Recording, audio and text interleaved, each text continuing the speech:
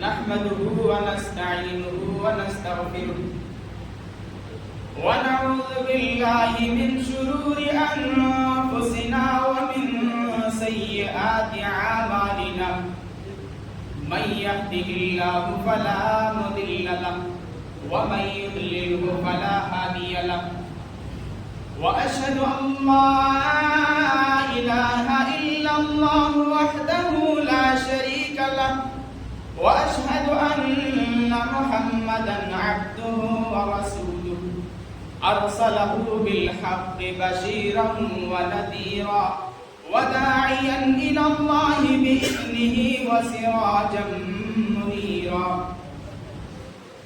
أما بعد فإن خير الحديث كتاب الله وخير الهدي هدي محمد صلى الله عليه وسلم وشر الأمور محدثاتها وكل محدثة بدعة وكل بدعة ضلالة وكل ضلالة في النار. فأعوذ بالله من الشيطان الرجيم. يا أيها الذين آمنوا اتقوا الله حق تقاته ولا تموتن إلا وأنتم مسلمون. يا أيها الناس اتقوا ربكم الذي خلقكم من نفس واحدة وخلق منها زوجها وبث منهما رجالا كثيرا ونساء واتقوا الله الذي تساءلون به والأرحام إن الله كان عليكم رقيبا. يا أيها الذين آمنوا اتقوا الله وقولوا قولا سديدا يصلح لكم أعمالكم ويغفر لكم ذنوبكم ومن يطع الله ورسوله فقد فاز فوزا عظيما. فأعوذ بالله من الشيطان الرجيم. بسم الله الرحمن الرحيم. قاف والقرآن المجيد بل عجبوا أن جاءهم منذر منهم فقال الكافرون هذا شيء عجيب أإذا متنا وكنا ترابا ذلك رجع بعيد قد علمنا ما تنقص الأرض منهم وعندنا كتاب حفيظ بل كذبوا بالحق لما جاءهم فهم في أمر مريج أفلم ينظروا إلى السماء فوقهم كيف بنيناها وزيناها وما لها من فروج والأرض مددناها وألقينا فيها رواسي وأنبتنا فيها من كل زوج بهيج تبصرة وذكرى لكل عبد منيب ونزلنا من السماء ماء مباركا فأنبتنا به جنات وحب الحصيد والنخل باسقات لها طلع نضيد رزقا للعباد وأحيينا به بلدة ميتا كذلك الخروج كذبت قبلهم قوم نوح وأصحاب الرس وثمود وعاد وفرعون وإخوان لوط وأصحاب الأيكة وقوم تبع كل كذب الرسل فحق وعيد أفعينا بالخلق الأول بل هم في لبس من خلق جديد. وقال النبي صلى الله عليه وسلم إياكم والحسد فإن الحسد يأكل الحسنات كما تأكل النار الحطب. معزز و محترم سامعین کرام و حاضرین جمعہ و جماعت، اسلامی بھائیوں اور اسلامک رشتے کی مائیں اور بہنیں، سب سے پہلے بات اس اللہ تبارک و تعالیٰ کی تعریف و توصیف بڑائی و بزرگی کہ اس اللہ تبارک و تعالیٰ نے ہم بنی نوع انسان کو اس دار فانی میں مبعوث کیا۔ وہ اللہ تعالیٰ جو ساری کائنات کا خالق، مالک و رازق ہیں، وہ اللہ تعالیٰ جن کے ہاتھ میں پوری دنیا کی بادشاہت ہے، وہ اللہ تعالیٰ جو ساری کائنات کے نظام کو چلاتا ہے، وہ اللہ تعالیٰ جو تنے تنہا ہے، جن کی ذات میں کوئی دوسرا شریک و ساجی نہیں، اس اللہ تبارک و تعالیٰ نے ہم بنی نوع انسان کو اس دار فانی میں پیدا کیا، اور پیدا کرنے کے بعد یوں ہی جانوروں کی طرح چلتے پھرتے چھوڑا نہیں، بلکہ صراط مستقیم پر لانے کے لیے، اس پر گامزن کرنے کے لیے اس دنیا میں بے شمار انبیاء کرام کا سلسلہ جاری فرمایا۔ ان تمام کے تمام انبیاء کرام پر اللہ تبارک و تعالیٰ کا ہزار ہزار کروڑوں کروڑ درود و سلام نازل ہو۔ خصوصاً مدنی کونین، اشرف الانبیاء، ساقی کوثر، شافی محشر، جناب محمد الرسول اللہ صلی اللہ علیہ وسلم کی ذات گرامی پر اللہم صلی وسلم وبارک علیہ۔ حضرات، میں نے خطبہ مسنونہ اور سورہ قاف کی ایک رکوع تلاوت کے بعد آپ کے سامنے ایک چھوٹی سی حدیث تلاوت کی ہے۔ انشاءاللہ العزیز اسی حدیث کی روشنی میں آج آپ کے سامنے کچھ باتیں گوشے گزار کرنے کی کوشش کروں گا۔ اللہ رب العزت سے ہم دعا کرتے ہیں کہ الہ رب العالمین ہم تمام مسلمانوں کو بغور سننے اور اس پر عمل پیرا ہونے کی توفیق عطا فرما، آمین۔ حضرات، سب سے پہلے یہ بات جان لینی چاہیے کہ ہر سوسائٹی، ہر سماج، ہر معاشرے میں کچھ برائیاں ہوتی ہیں، کچھ خرابیاں ہوتی ہیں، تو اس خرابی کو دیکھنے کے بعد ایسا نہیں ہے کہ اس کو یوں ہی بیکار چھوڑ دیا جائے۔ اور اس سے پہلے یہ بات جان لیجئے کہ یہ صرف ہم علماء ہی کی ذمہ داری نہیں ہے کہ اس برائی کو روکیں، بلکہ جو کوئی بھی جہاں کہیں بھی برائی کو دیکھے سماج میں، سوسائٹی میں، روکے، ہاتھ سے روکے، زبان سے روکے، اور اتنا بھی نہیں کر سکتا ہے تو دل میں کم سے کم اس کو برا جانے۔ جی ہاں، ورنہ کیا ہوگا جب سماج میں برائی ہوگی، لوگ کھلے عام گناہ کریں گے، روکنے والا کوئی نہیں ہوگا، لوگ یہ سمجھیں گے فلاں آدمی کر رہا ہے تو کرنے دو، مجھے اس سے کوئی لینا دینا نہیں۔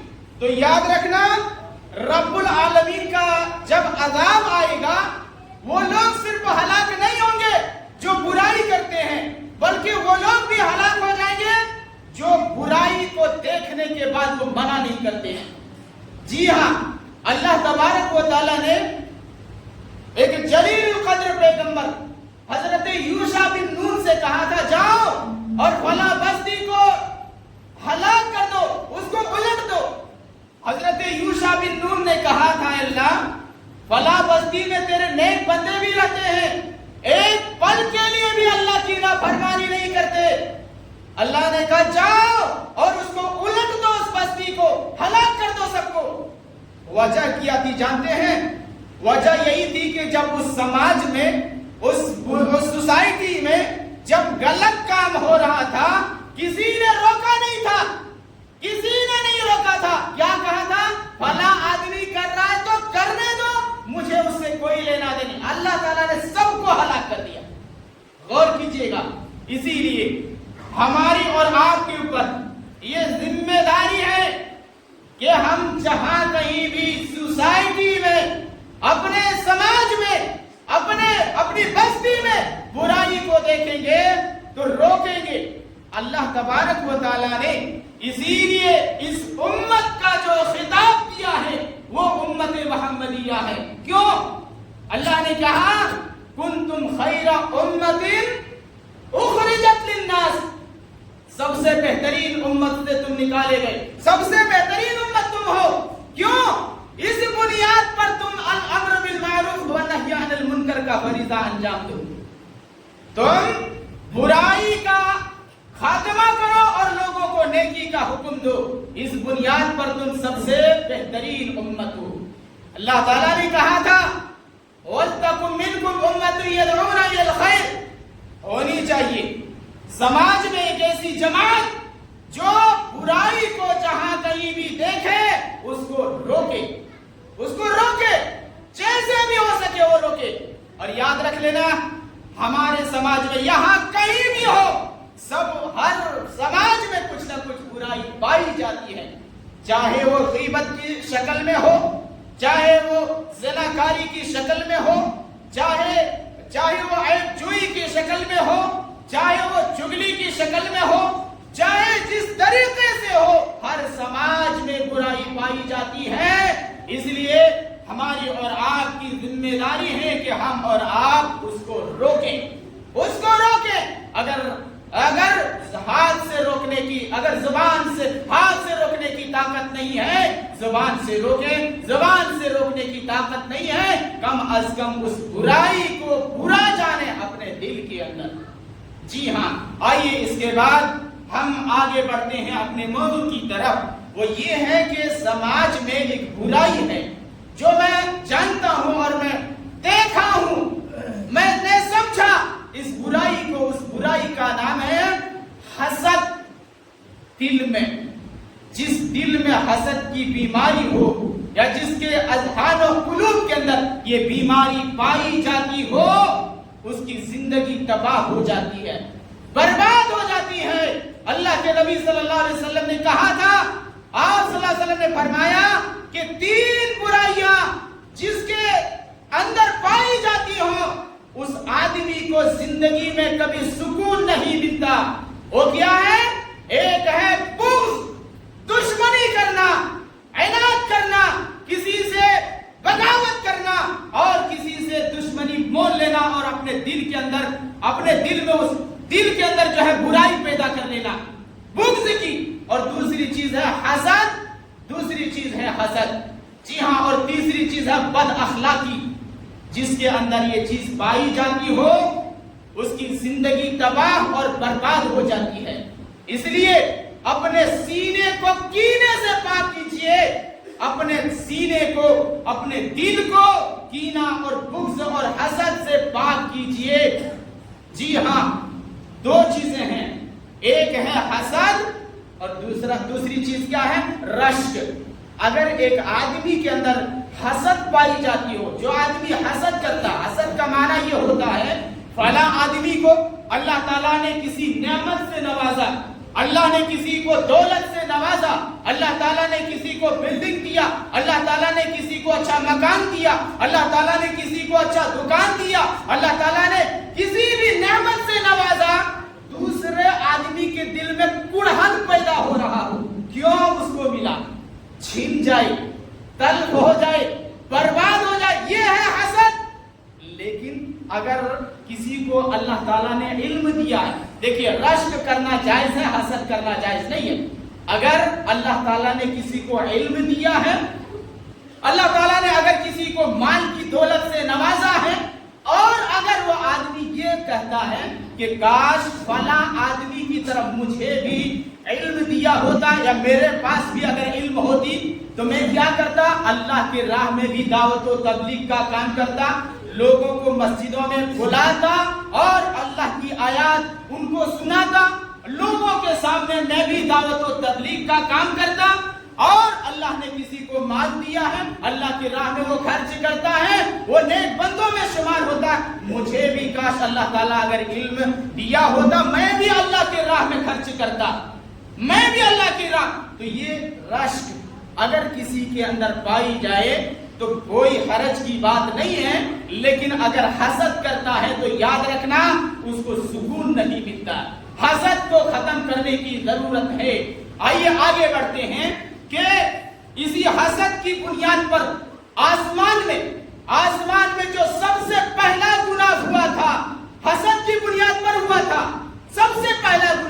آپ جانتے ہیں اللہ تبارک و تعالی نے فرشتوں اللہ تبارک و تعالی وَإِذْ قُلْنَا لِلْمَلَائِكَةِ اسْجُدُوا لِآدَمَ فَسَجَدُوا إِلَّا إِبْلِيسَ، اور کہا فرشتوں کی جماعت سے آدم علیہ السلام کو جاؤ اور سجدہ کرو، سبوں نے سجدہ کیا، ابلیس نے سجدہ نہیں کیا تھا وَلَا تَكُن مِّنَ السَّاجِدِينَ، وہ سجدہ کرنے والے نہیں تھے۔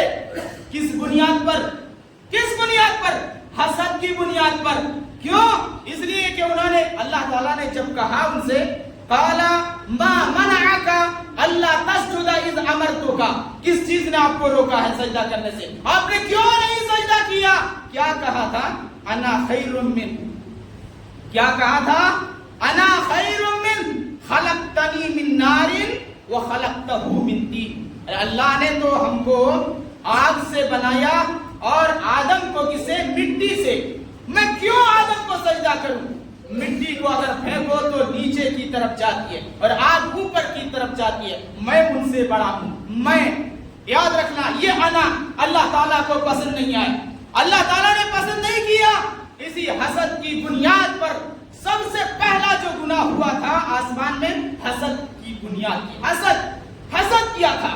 اسی لیے اللہ تبارک و تعالیٰ نے اپنے دربار سے اس کو دھتکار دیا تھا، ہمیشہ کے لیے دھتکار دیا۔ برائی کو، سماج سے حسد کی بیماری کو ختم کرنے کی ضرورت ہے۔ ہم میں سے جس کے دل میں یہ برائی پائی جاتی ہو اس کو ختم کرنے کی ضرورت ہے۔ اور آپ جانتے ہیں زمین میں جو سب سے پہلا مرڈر ہوا تھا حسد کی بنیاد پر ہوا تھا۔ جی ہاں، حسد کی بنیاد پر ہوا تھا۔ زمین پر اللہ کی اس دھرتی میں سب سے پہلا قتل ہوا تھا تو حسد کی بنیاد پر ہوا تھا۔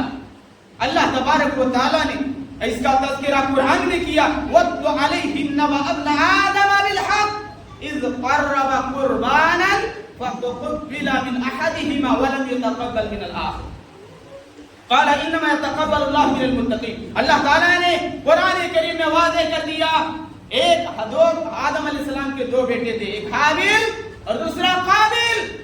ان میں سے اللہ تعالیٰ نے ایک بیٹے کی قربانی کو قبول کر لیا۔ کس بیٹے کی قربانی قبول کر لیا؟ جو نیکوکار میں سے تھا، جو متقیوں میں سے تھا، اور جو جن کے دل میں کینہ تھا، اللہ تعالیٰ نے ان کی عبادت، ان کی قربانی کو اللہ تعالیٰ نے قبول نہیں کیا۔ تو جانتے ہیں جن کی قربانی اللہ نے قبول نہیں کیا، حسد کی بنیاد پر اپنے دوسرے بھائی کو قتل کیا تھا۔ اور آج پورے سماج کا، پورے سوسائٹی کا آپ معائنہ کر لیجئے، بھائی بھائی میں اگر جھگڑا ہے، اگر بھائی بہن میں جھگڑا ہے، اور اگر چچا بھتیجے میں جھگڑا ہے تو اسی حسد کی بنیاد پر۔ جی ہاں، حسد کی بنیاد پر۔ اور قتل جب ہو رہا ہے تو اسی حسد کی بنیاد پر۔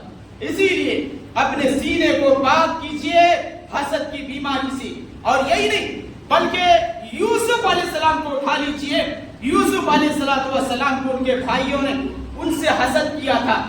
کس بنیاد پر؟ اللہ تعالیٰ نے اس کو نعمت سے نوازا تھا۔ کون سی نعمت؟ نبوت سے سرفراز کیا تھا۔ اللہ تعالیٰ نے نبوت جیسی نعمت سے ان کو نوازا تھا۔ ان کے بھائیوں نے کیا کہا؟ یہ ہمارے بھائی ہیں، ہم ان سے محبت کرتے ہیں، یہ ہمارے خون کے رشتے ہیں، یہ ہم ان سے محبت کرتے ہیں، ابا جان ان کو میرے ساتھ جانے دیجئے۔ لیکن دل میں ان کے حسد کی بیماری تھی۔ کہا ٹھیک ہے، بھیج دیا ان کو ساتھ میں، لیکن کیا کیا انہوں نے؟ اَوِطْرَحُوهُ أَرْضًا أَن يَحْمِلَ لَكُمْ وَجْهُ أَبِيكُمْ، پھینک دیا دور دراز کی زمین میں، دور دراز کی زمین میں لے جا کر کے کنویں کے حوالے کر دیا، کنویں میں ڈھکیل دیا۔ کس بنیاد پر؟ حسد کی بنیاد پر۔ اسی لیے اپنے سینے کو حسد سے پاک رکھیے۔ اب جانتے ہیں یہ جو بیماری ہے حسد کی، یہ حسد کی بیماری یہودیوں کی علامت ہے۔ یہودی حسد کرتے ہیں، یہودی حسد کرتے ہیں۔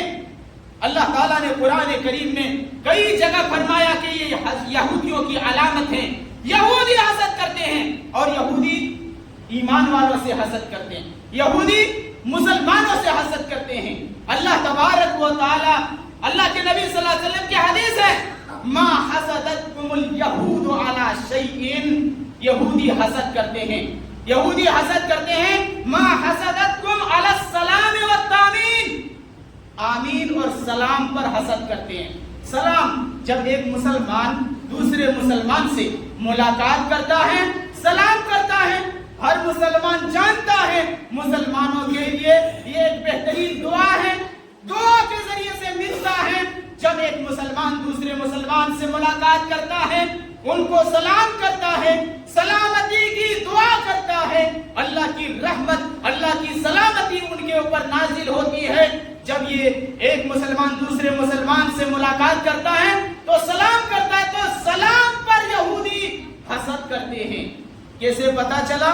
इसलिए कि अल्लाह के नबी सल्लल्लाहु अलैहि वसल्लम की इस हदीस से मा हसदतकुम अला शैइन मा हसदतकुम अला सलाम व तामीन, और आमीन कहने पर सलाम करते हैं। इसीलिए अल्लाह के नबी सल्लल्लाहु अलैहि वसल्लम के पास यहूदी लोग आते थे और कहते थे अस्सलामु अलैका, अस्सलाम यानी तुमको मौत हो, वो बद्दुआ करते थे या कभी कभी सलाम कर लेते ताकि आप सल्लल्लाहु अलैहि वसल्लम उसका जवाब देंगे, आप सल्लल्लाहु अलैहि वसल्लम उनके ऊपर रहमत की दुआ करेंगे। लेकिन आप सल्लल्लाहु अलैहि वसल्लम क्या कहते थे? आप सल्लल्लाहु अलैहि वसल्लम वालेकुम सिर्फ कह देते थे, और आपके ऊपर भी। इसीलिए इससे ये अंदाजा होता है, इससे ये पता चलता है कि यहूदी का अमल है, यहूदी का तौर तरीका है सलाम में हसद करना, वह तामीन और आमीन कहना। जब हम सूरतुल फातिहा की तिलावत करते हैं, अल्लाह ताला की हम्द व सना करते हैं, अल्लाह ताला से मदद मांगते हैं, अल्लाह ताला से सिराते मुस्तकीम की दुआ करते हैं, तो उस पर हम आमीन कहते हैं। और क्या अल्लाह ताला से कहते हैं अल्लाह सीधे रास्ते पर चला दे, और जो गुमराह हैं उनके रास्ते पर ना चलाना, उस पर हम आमीन कहते हैं। तो उन लोगों को इस बात पर चिढ़ होती है। मैं यहाँ ये समझाना चाहता हूँ कि यहूदियों का अमल है हसद और बुग़्ज़ करना। आइए आगे बढ़ते हैं।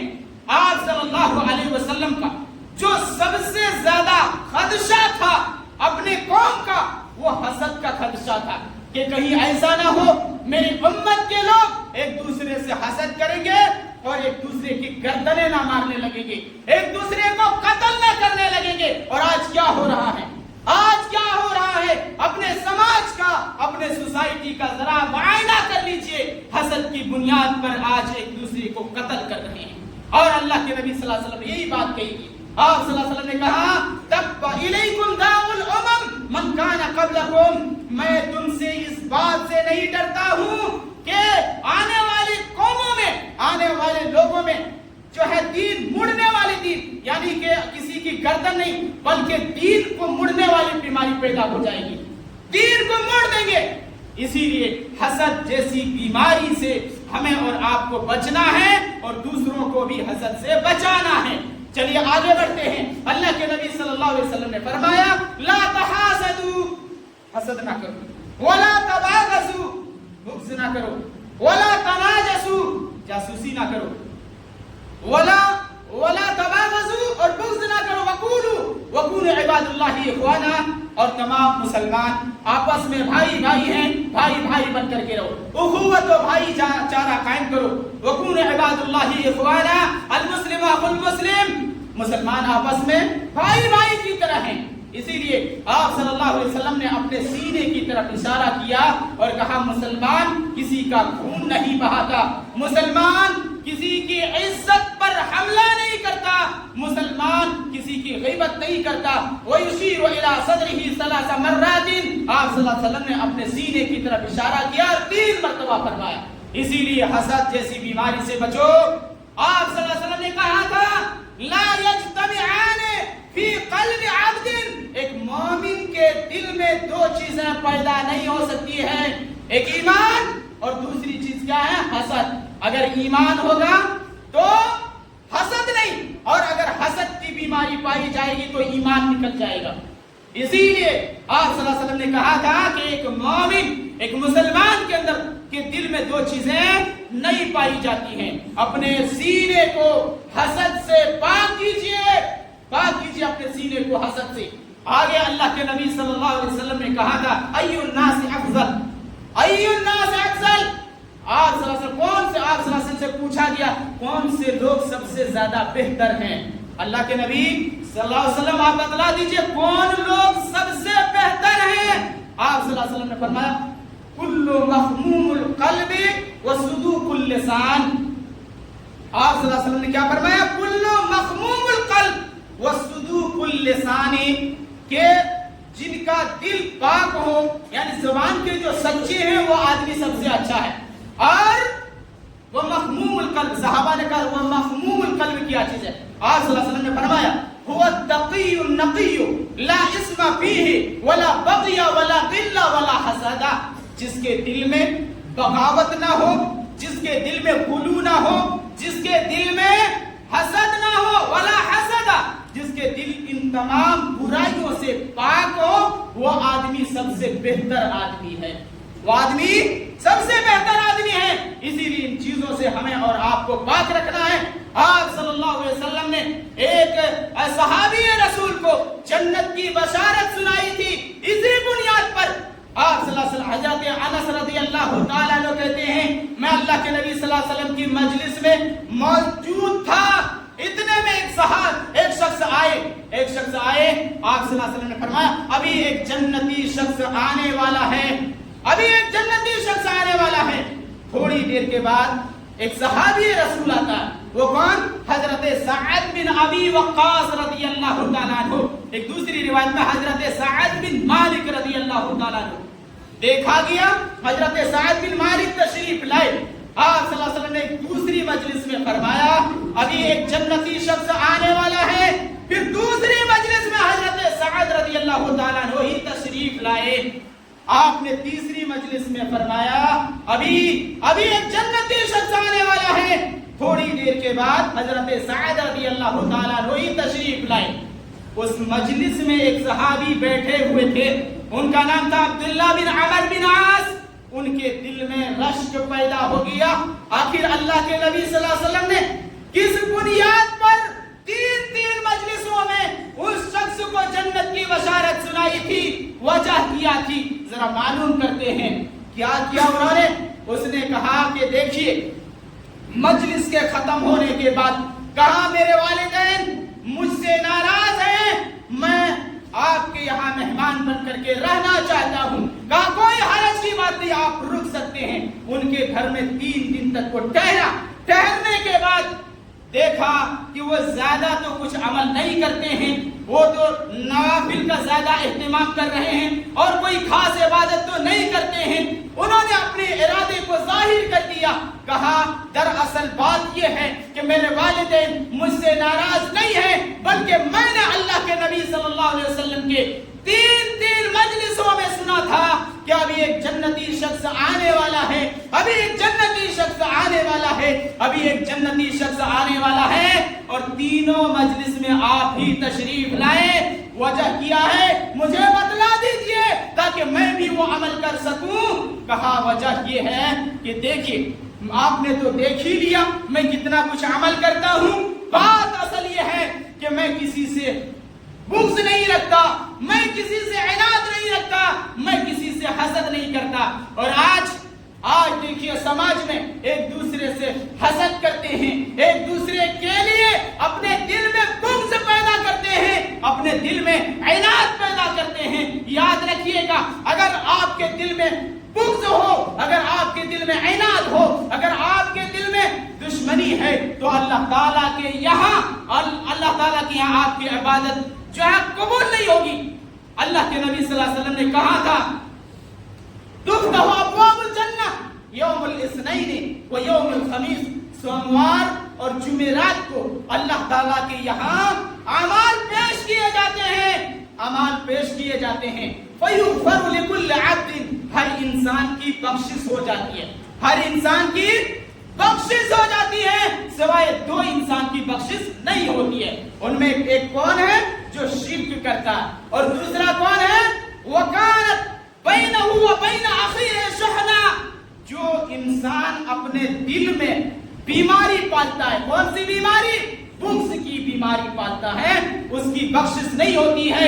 کہتا اللہ تعالیٰ انظروا ہذین حتی یصطلحا، انظروا ہذین حتی یصطلحا. 3 مرتبہ فرماتے ہیں رہنے دیجئے اس کا معاملہ، رہنے دیجئے اس کا معاملہ، اس کی کوئی بخشش نہیں ہوگی.